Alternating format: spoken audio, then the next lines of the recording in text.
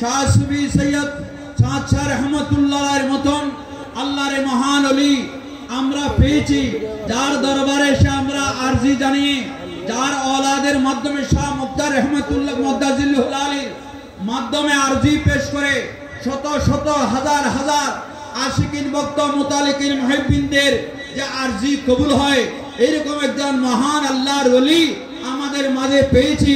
আমরা আল্লাহর দরবারে শুকরিয়া আদায় করি, উচ্চাজ বলুন আলহামদুলিল্লাহ। এই মহান আল্লাহর ওলিগণ ইনাদের হযরতে শাহ রহমতুল্লাহ আলাইহি কোনো আমাদের এই কদলপুরের অধিবাসী নন, এই চট্টগ্রামের অধিবাসী নন, এই বাংলার জমিনের অধিবাসী নন। তিনি সুদূর আরবের জমিন থেকে বাংলার জমিনে এই চট্টগ্রামের কদলপুরের জমিনে শত শত বছর ধরে শায়িত আছেন।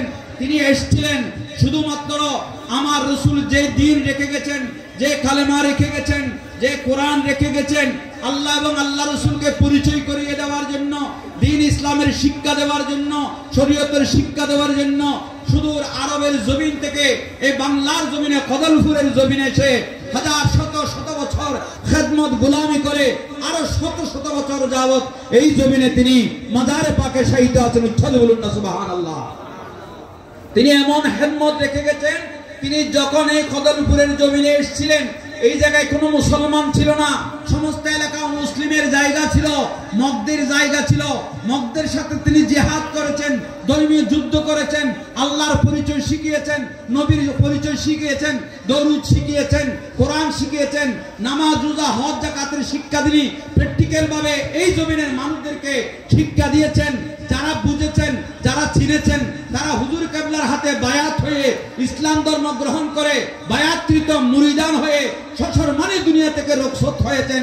যারা বুঝতে পারেন নাই, যারা তাকে চিনতে পারেন নাই, যারা তার বেলায়েতকে চিনতে পারে নাই, তিনি আল্লাহর একজন ওলি বুঝতে পারে নাই, যারা গুস্তাখি করেছেন, যারা বেয়াদবি করেছেন, তাদের বিটার মধ্যে এখন গাছ পর্যন্ত নাই। উচ্চারণ বলুন নাউজুবিল্লাহ। এই মহান আল্লাহর ওলিগণ এরা এমন একটা জাত, এরা আল্লাহর কুদরতের জাত, আল্লাহর রাসূলের औलाद।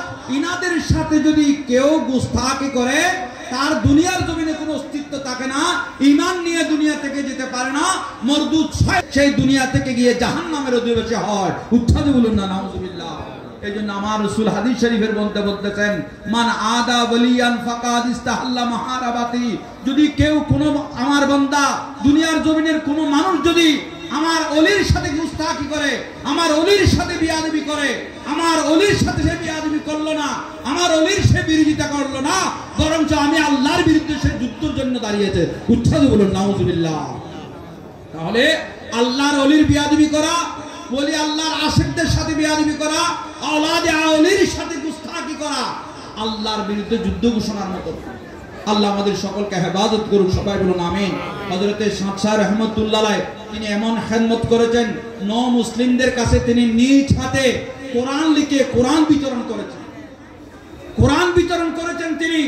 তিনি অমুসলিমদেরকে ইসলামে দীক্ষিত করার জন্য, শরীয়তে আনার জন্য, কোরআন সুন্নাহর শিক্ষা দেওয়ার জন্য তারা যখন কারামত চাইলো তখন হযরতে শাহ রহমতুল্লাহ আলাইহি বাঁশ গাছের আগার মধ্যে ছাই বেঁধে সেখানে মাছ ধরিয়ে দেখিয়েছেন।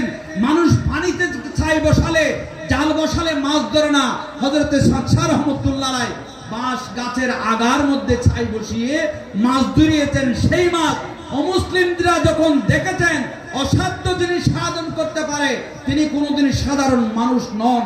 দলে দলে শত শত হাজার হাজার অমুসলিমরা শাহ রহমতুল্লাহর হাতে ইসলাম গ্রহণ করেছেন। উচ্চারণ বলুন সুবহানাল্লাহ।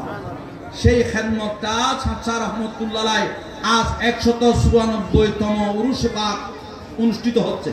এই শত শত বছর যাবত তিনি একেবারে নিস্তব্ধ স্তব্ধ ছিলেন। তিনি আবার তার औलाद সাজ্জাদা নসীন সাহেবজাদা, তার মজুজু পলাত হযরতে শাহ সুফি সৈয়দ মুক্তার শাহ মুদ্দাজিল্লাহুল আলীর মাধ্যমে আবার এই দরবার রৌনক হয়েছেন, এই এলাকার রৌনক হয়েছেন। এই এলাকার মানুষ আবার দরবারে সাথ পেতে শুরু করেছে। এই এলাকার মানুষ নয়, এই গ্রামের মানুষ নয়, এই থানার মানুষ নয়, চট্টগ্রামের মানুষ নয়, সমস্ত বাংলার জমিনের মানুষ এই দরবারের ফয়জাত বরকত পাচ্ছে। ঠিক কিনা বেটি? আপনাদেরকে একটি কথা বলে শেষ করব।